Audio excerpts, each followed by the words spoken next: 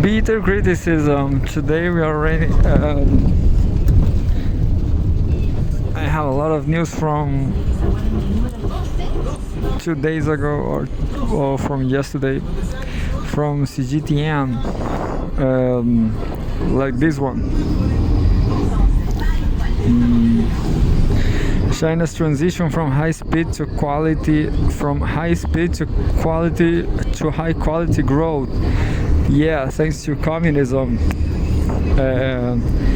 Thanks to the Chinese Communist Party. Yeah. So thanks to China, we will have better Huawei cell phones. Woo! This very camera I'm recording with, it is a Huawei one, and at least you know the battery of Huawei cell phone is so much better than Samsung ones. And look, it's been 95%. And I'm recording with this one. The recording, I think, wastes much energy than just screening. I'm going to take the look.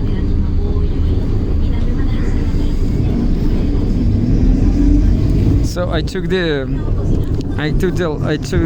the lines off just to economize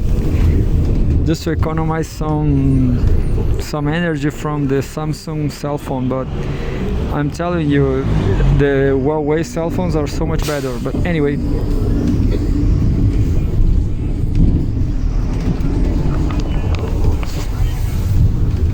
so China's transition from high speed to high quality growth. Opinion, May 19th. This is from 2 weeks ago. So I guess I'm not gonna read this because it's too old. Hassar Hassam,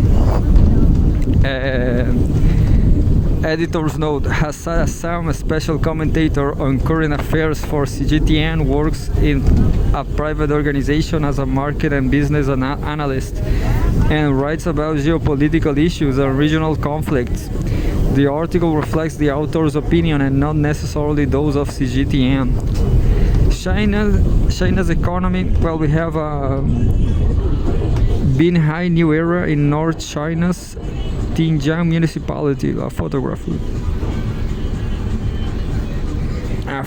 from Chinese Progress. China's economy continues to maintain a stable, high-quality growth momentum as value-added industrial output, the service sector, particularly information transmission and software and information technology services, consumption, high-tech manufacturing, fixed assets, investment, and trade generally posted healthy growth rates. Data released on May 17 by China's Bureau of Statistics for April showed many leading analysts and economists too have a strong belief in the Chinese economic strength, as they reject the delusion that China's economy has reached its peak, arguing that it makes little sense in today's interconnected world. The world's second largest economy is facing some headwinds primarily created by the US and over certain property market challenges and the global economic slowdown, but it's capable of overcoming them and sustaining growth.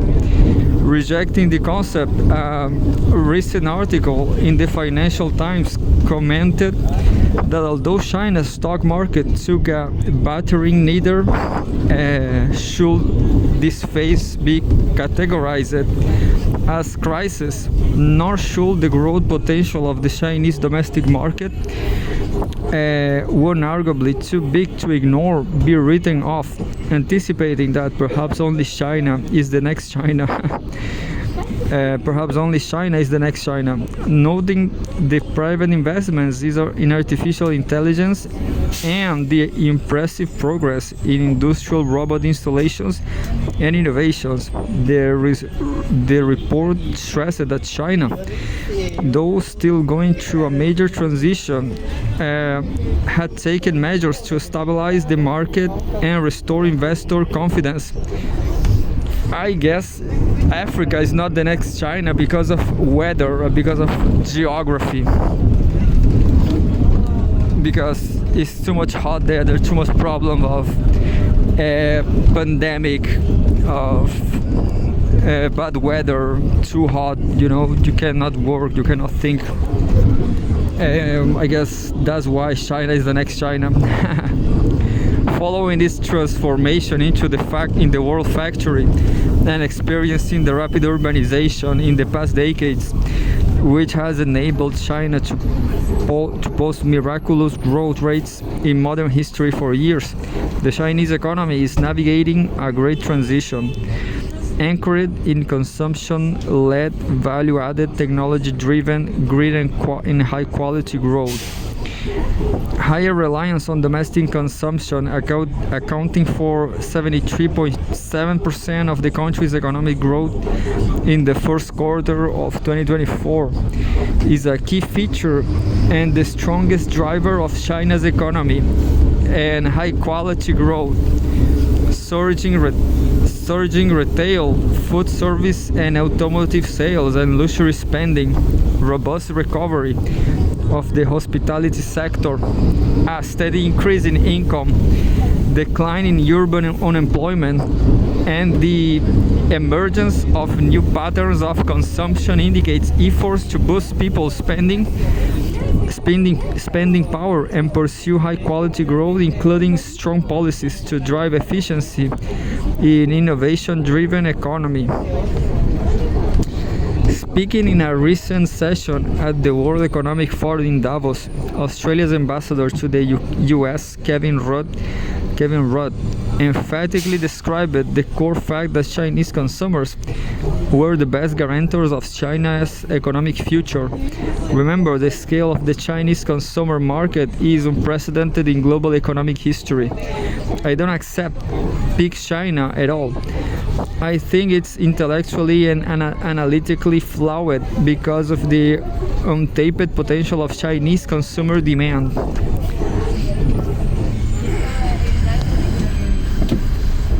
And we have seen visitors at the Huangshan Valley Scenic Post spot in Shangrao City, East China's Xinjiang province, September 29, 2023. I remember too also the May 1st holiday. There was records inside China in domestic tourism. Written in Foreign Affairs magazine, Peterson Institute senior fellow Nicholas Lardy earlier dismissed the flippant perception of Big China that underestimated the reliance of China's economy. China had overcome even greater challenges when it started the economic reforms in the late 1970s. He said, rebuffing the view of weakened household income and weak consumer spending confidence as China's real per capita consumption in 2022, 9%, when the country was severely impacted by the COVID-19 pandemic, climbed to 9% compared to the increase to 6% in real per capita income, which meant consumer confidence was high as households were willing to curtail their savings and ratchet up consumption. The detractors believing China's economic or financial collapse is imminent and the day of reckoning has eventually arrived, and expecting the Chinese economy to slump, collapse, fail, or have a miserable year are wrong, given that the real estate did not spark a contagious wave of bank failures and new housing projects, growing income, and rising domestic sales, spending, and electricity usage, among others, will invigorate China's domestic consumption. Well, what a nice text actually. Spending, electricity usage, rising domestic sales, while sectors like technology platforms, well, I just don't understand this. And new housing projects, growing income, and rising domestic sales, spending, and electricity usage. Well, electricity usage, well, it sounds like electricity usage sounds like a bill, not a. But definitely, electricity generates employment, I guess. While sectors like technology platforms, electric vehicles, green energy, and electronics will remain the vibrant sources of China's innovation and growth. New quality productive forces focusing on innovative techniques and technology breakthroughs to spur high quality all-around development. China's contribution to 3/5 of the world's total renewable capacity and production of almost all of the world's equipment to make solar panels are ensuring that the Chinese economy continues to make a rapid transition. Goldman Sachs and Morgan Stanley recently upgraded China's economic outlook, citing an increase in factory activity and exports, with the exports rebound showing a bright spot in China's measures in encouraging families to buy home, leading to momentum. The country is gradually overcoming challenges. After years of high growth, China is now in the process of creating a new growth pattern aimed at accelerating high-quality development. This transition from high speed to high-quality growth isn't easy. As International Monetary Fund Managing Director Kristalina Georgieva said, is the right fork in the road to take. China is determined to blaze the trails and turn itself to the next China. So it was a nice article from 2 weeks ago from Cgtn. So we have another one right now. China begins returning world's first sample from Moon's far side. So China is having achievements from astronomy too. Space, June, yesterday, Cgtn.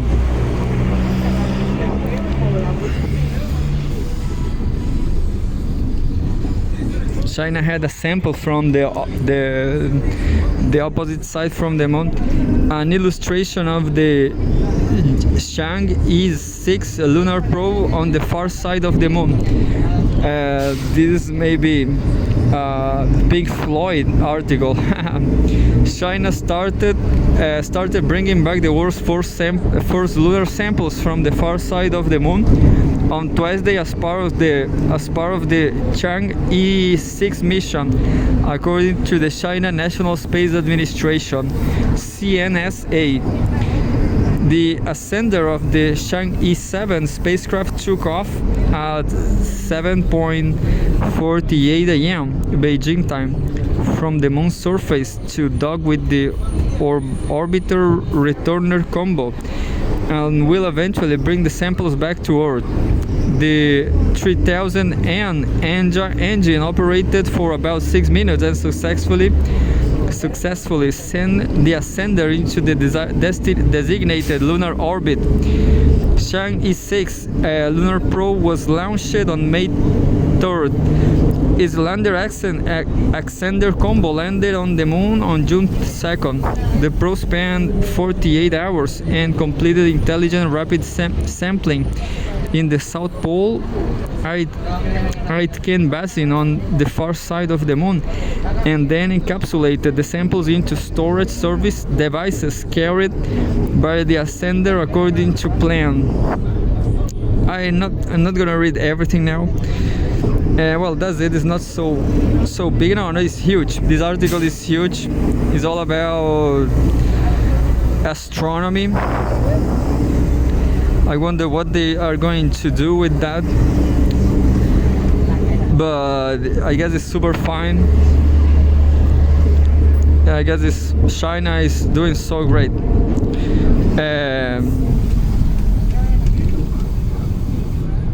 But now we have another one from Cgtn. World falling short on 2030 renewables goal. International Energy Agency. I'm gonna read it again. World falling short on 2030 renewables goal. International Energy Agency. Nature, June 4, 2024.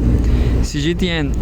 Nations are falling short of the goal agreed in the United Nations climate talks to triple renewable energy capacity by 2030 as part of efforts to curb global warming. The International Energy Agency (IEA) said on Tuesday. The IEA analysis of policies, plans and estimates from nearly 150 countries found that they could reach 8,000 gigawatts (GW) of renewable power capacity in 6 years. This will be well short of the 11,000 gigawatts pledged at the COP28 climate talks in Dubai late last year. A target set to help limit warming to 1.5 degrees Celsius from pre-industrial levels.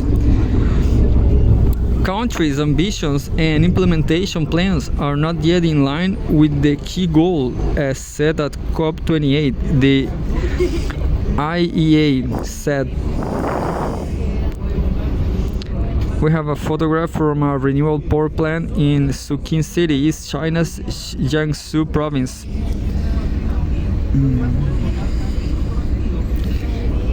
But governments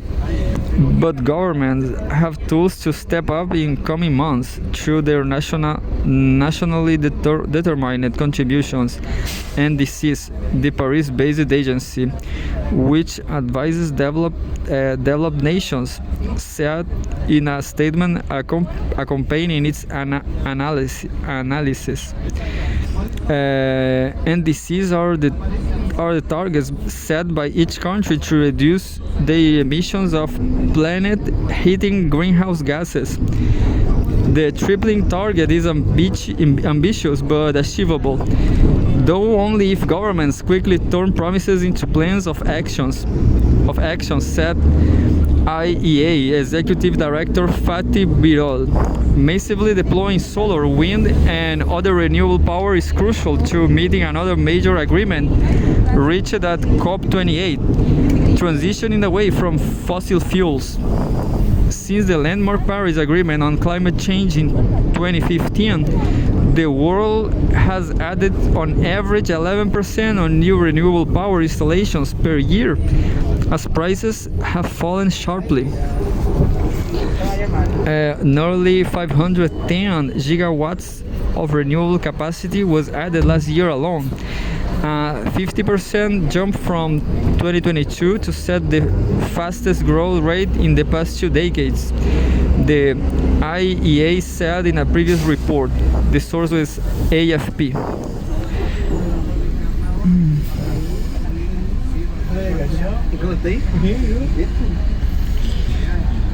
So more from Cgtn. New study reveals continuous lake expansion on Qinghai Shizan Plateau. This is the type of news I found it clicking on the right side on the top 4. We have always top 4 news in the website. And that's it. So the previous news, what can I say? Oil will still be important in the future, and Russia has found oil in the Antarctica. So maybe Chile will have to fight for territory, to fight for oil.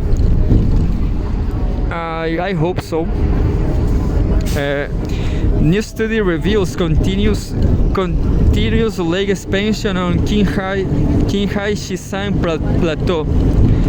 Nature, June 4, 2024, Cgtn. A new study has revealed that lakes on the Qinghai Shizan Plateau have expanded by more than 10,000 square kilometers over the past 30 years, according to the Institute of Tibetan Plateau Research under the Chinese Academy of Sciences. The study is led by Shang Guangqing, a researcher at the institute. The study results have been published in the journal Nature Geoscience, providing scientific guidance for the future development planning of the plateau. The Qinghai Shizan Plateau, known as the Water Tower of Asia, was witnesses the lakes undergoing rapid expansion over the past 50 years. This change is driven by a complex interplay of factors, according to Sang.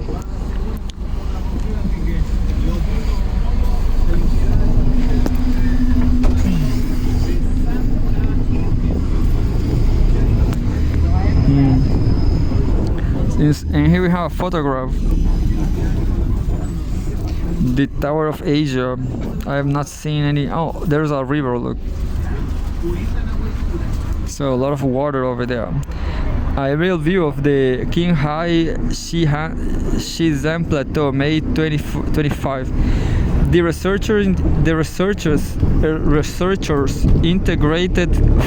integrated field surveys, remote sensing observation, and numerical modeling to assess future changes in lake surface area, water level, and water volume on the plateau. They also assessed the ensuing risks to critical infrastructure, human settlements, and key ecosystem components. The findings of the study suggest that by 2100s, even under a low emission scenario, the surface area of endorheic lakes on the Qinghai Shizan Plateau will increase by over 50%, and water levels will rise by around 10 meters relative to 2020. What? How they know that? It's gonna be 60 years from now. I'm a skeptic about this. I don't believe this. This expansion represents approximately a fourfold increase in water storage compared to the period from 1970s to 2020, according to the study.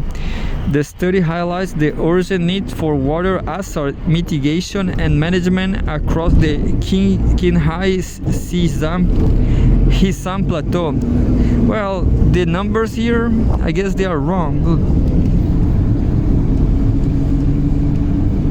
The findings of the study suggest that by 2100, even under a low emission scenario, the surface area of endorheic lakes on the Qinghai Shizan Plateau will increase by over 50%, and water levels will rise around 10 meters.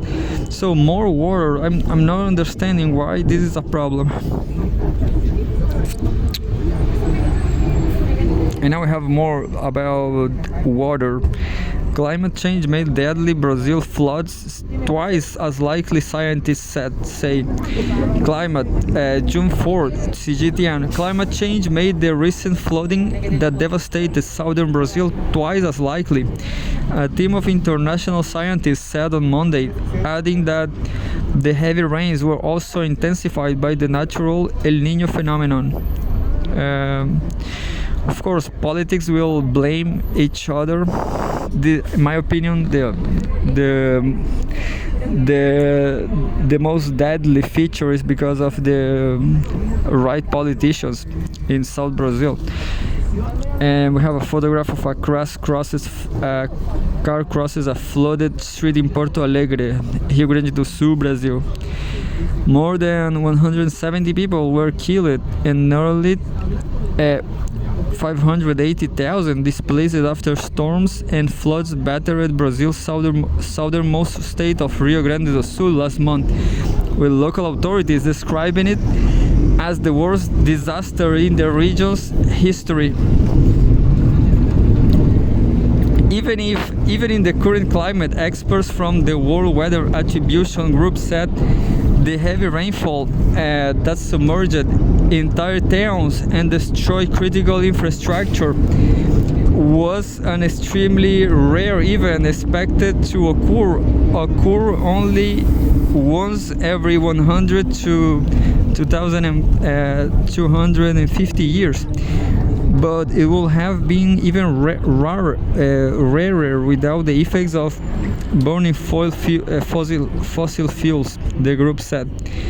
By combining weather observations with results from climate models, the scientists estimated that climate change had made the event in southern Brazil twice as likely and around 6% to 9% more intense.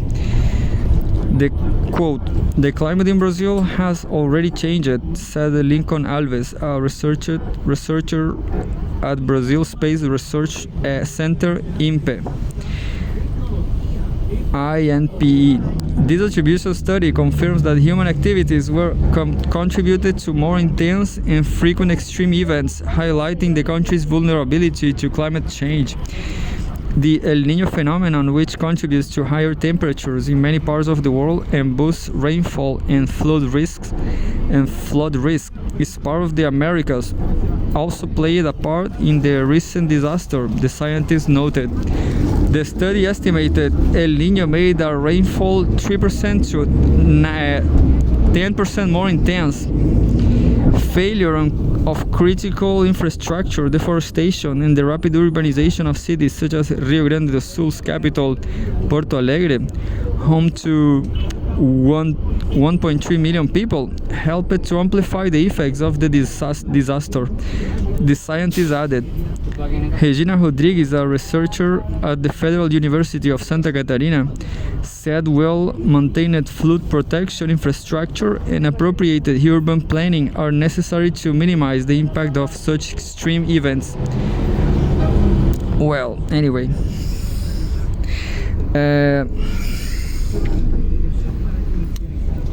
More from Cgtn. Israel confirms more hostages dead as doubts grow over Gaza truce plan. I don't know. I don't care. I don't know. I don't know why. You know, it's to me it's very stupid. But Palestine, of course, they have to do something. But what they do is not paying off. You know, is not being great for Palestine. Take for me, I just was living in Brazil 5 years ago. Was not so great. I came to Chile. It's not so great neither. You will say it's my problem, but the fact is it's a problem for everybody. Every Brazilian, every Chilean, every global South people. Global North is neither so good, is not good neither. So I don't know. Palestinians doesn't have the response, neither a solution.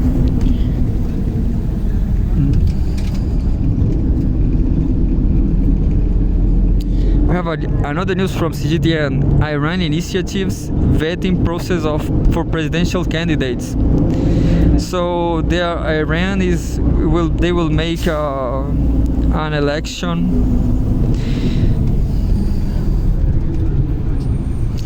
The actual violator of the South China Sea opinion, June 2nd. This is from 3 days ago.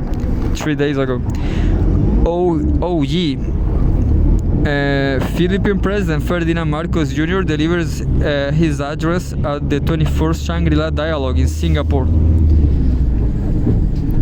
You know, this guy he looks like a Filipino guy, but his name is Marcos Jr. Editor's note: Hou Yi, a special commentator on current affairs for Cgtn, is the director and researcher at the China Marine History Research Office in the Institute of Chinese Borderland Studies at the Chinese Academy of Social Sciences. The article reflects their author's opinion and not necessarily the views of Cgtn. But this guy is a Chinese nationalist, so they definitely should back this guy. On May 2031, in his opening address at the Shangri-La Dialogue in Singapore, Philippine President Ferdinand Marcos Jr. affirmed the Philippines committed to upholding an open, inclusive, and rules-based international order governed by international law and guided by the principles of equity and justice. He emphasizes the need to reaffirm the principles established in key diplomatic agreements such as the San Francisco Treaty of 1945, which re-established peaceful relations between the Allied powers and Japan, and the Bangkok Declaration of 1967, which laid the groundwork for ASEAN's efforts to build a rules-based regional community. He also referred to his country's defense treaty with the US, saying, quote, "Our treaty partner, I believe, also holds that same standard for when the joint actions will be undertaken in support of any such kind of incident in the Philippines." Marcos emphasized that the Philippines stands with the rules-based international order, implying that it is China that has violated international laws. However, history shows that Chinese activities in the South China Sea date back to over 2,000 years ago. In 1935 and 1948, the Republic of China reviewed and approved the names of individual islands, reefs, banks, and shoals of the South China Sea and published maps of the South China Sea islands of China.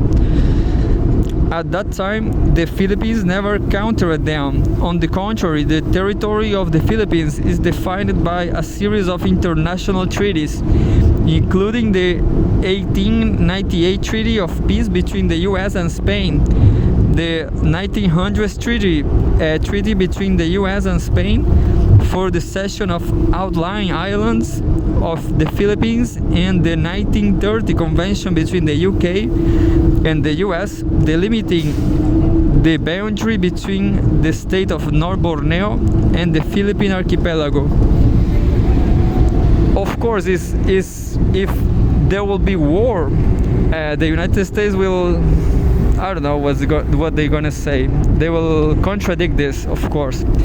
In 1958, the Declaration of the Government of the People's Republic of China on China's territorial sea once again emphasizes China's sovereignty over the South China Sea islands and their adjacent waters.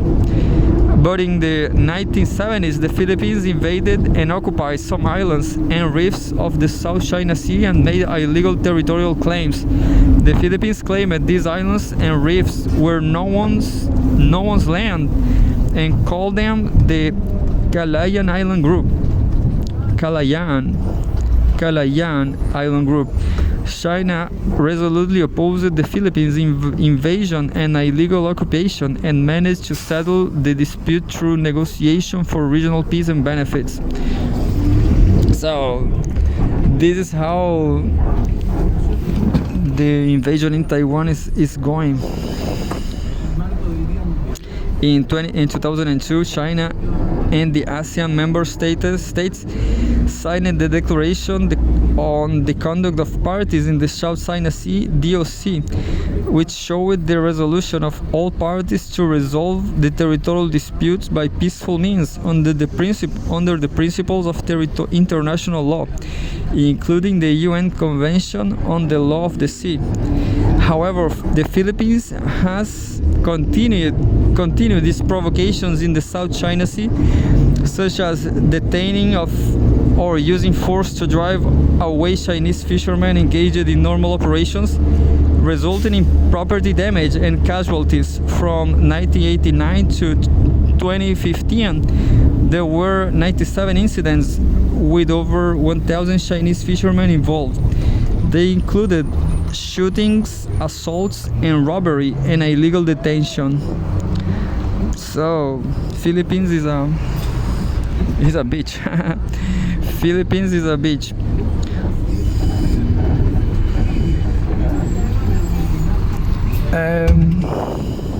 I'm gonna. It's my time to go back to the sand.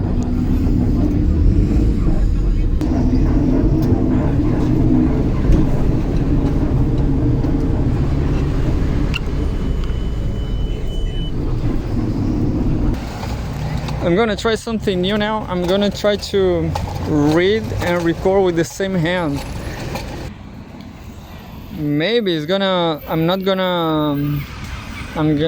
gonna be able to do this. Maybe it's gonna stop right now. Look, let's see.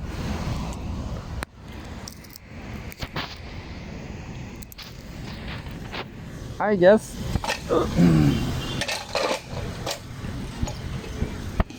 I guess it's still recording. Well, look. In 2012, a Philippine naval vessel intruded into the adjacent water of China's Dao and illegally seized Chinese fishermen and fishing boats. The Chinese government had to dispatch maritime surveillance and fisheries law enforcement vessels to rescue them. So, at least I never heard about this because I don't live in China or Philippines. At the Singapore dialogue, Marcos called for the United States to play greater role in the region. The U.S. government's announcement that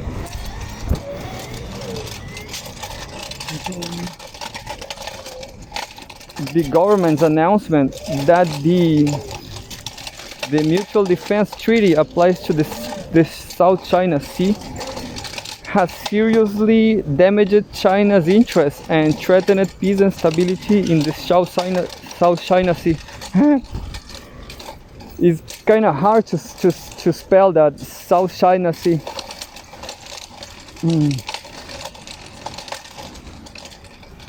China has every reason not accept it. Well, this is the last paragraph. I will stop reading now, but this is just the last one. Looking at the actions of the Philippines in the South China Sea in recent years, it can be concluded that it has been considering only its own interests, completely disregarding regional peace and stability. It is the Philippines that has some homeless people, nice clothes. I'm gonna take their clothes for me. I'm not joking. It is the Philippines that has disrupted the peace and order in the South China.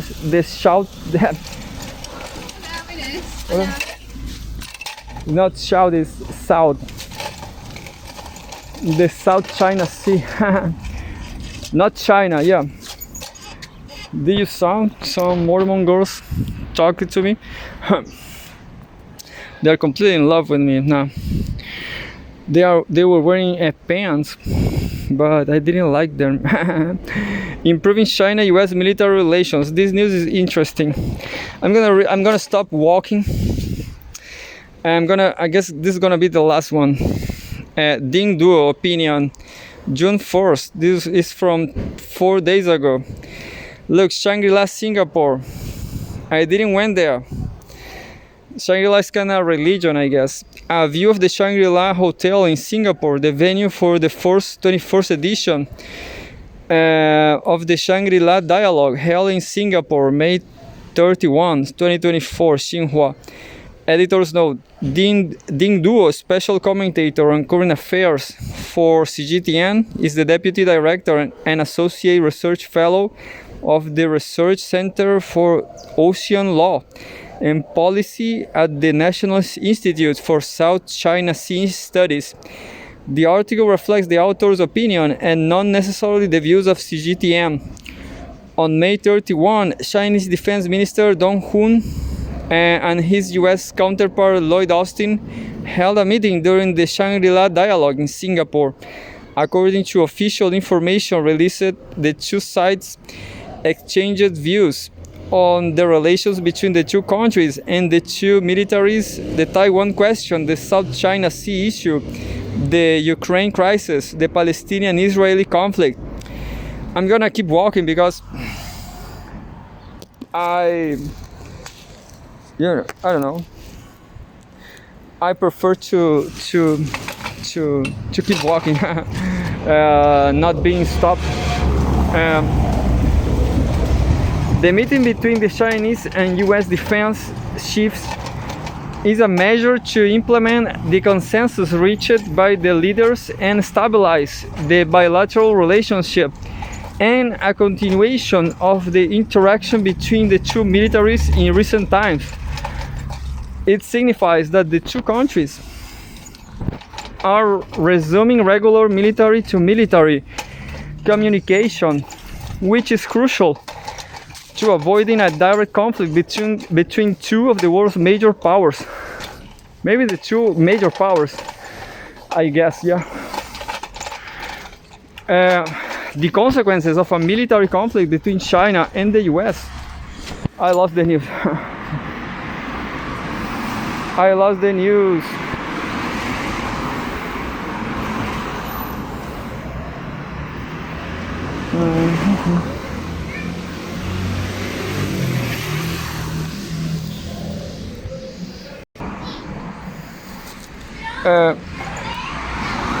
By the leaders and stabilize the bilateral relationship and a continuation of the interaction between the two militaries in recent times.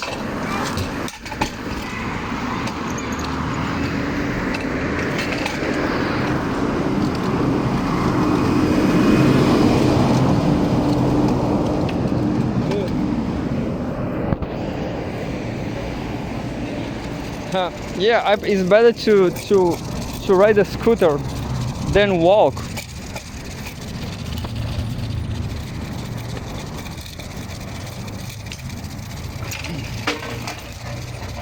It signifies that the two countries are resuming regular military-to-military communication,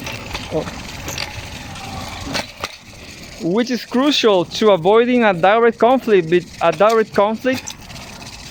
between two of the world's major powers. The consequences of a military conflict between China and the US are unbearable for both sides.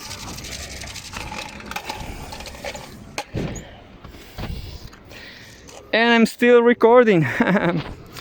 I'm gonna I guess I'm going to, I don't know. Look, this is a great view, I guess. I'm going to do this.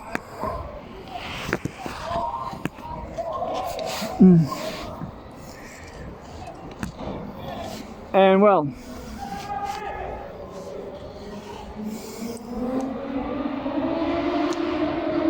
as maritime powers, the interactions between China and the US on maritime affairs constitute an integral part of the bilateral relationship. China and the US have become increasingly divided over the interpretation and application of the rules of the international law of the sea and the handling of maritime issues around China, such as the South China Sea dispute and maritime military games. A clear example is that the US recently deployed medium-range missiles in the Philippines as part of their joint military exercise, posing a substantial threat to regional security, which is firmly opposed by China. And I guess that's it. I guess I'm gonna read more paragraphs. I don't know how many. Just one.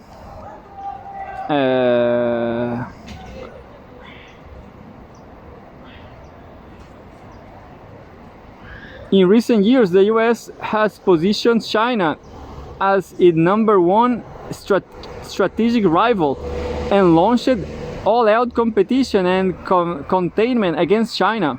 Some people even say that China and the US have fallen into a new Cold War. Whether this judgment is accurate or not, there are more and more negative factors in the US-China relationship, and unpredictability is on the rise. The US has not only launched a trade war against China, but has also been provoking tensions in the South China Sea, and even China-US people-to-people exchanges are facing many challenges as a result.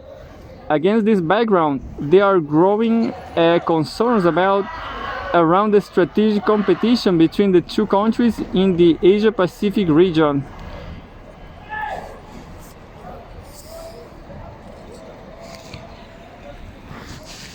And that's it. Well, this is a nice article, but it doesn't change much. I mean, the problem was still there forever, I guess. Who knows?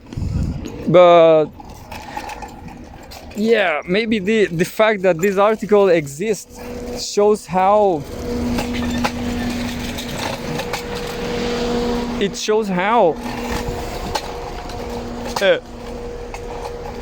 how important is China, isn't it? Because yeah, maybe there will be never war, you know. They are just trying to, but you know, I guess there's not a willingness to make war, but is a market necessity from the military complex, the industrial military complex. You know, they need to make wars.